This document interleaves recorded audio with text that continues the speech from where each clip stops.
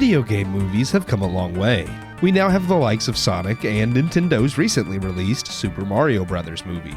What many may have missed, though, is there was another recent film based on a video game that once famously came packaged with the original Nintendo Game Boy.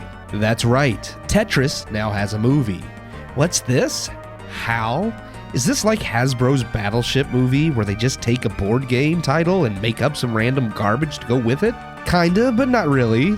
Let me explain. Directed by John Baird and written by Noah Pink, Tetris is a film based on the true story of how Dutch video game designer and founder of Bulletproof Software, Hank Rogers, played by Taron Egerton, obtained the handheld and console rights to Tetris by traveling to Soviet Russia to negotiate directly with the game's developers and owners. While the film is a Hollywoodized telling full of car chases and KGB spies, when reality was a bit less exciting, the movie does a solid job of conveying Rogers and the story of Tetris while being entertaining to boot.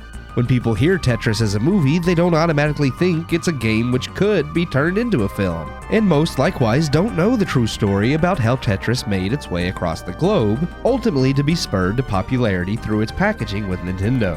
In this way, Tetris the film is unique as it's not a game turned into film, but the entertainingly true story surrounding it.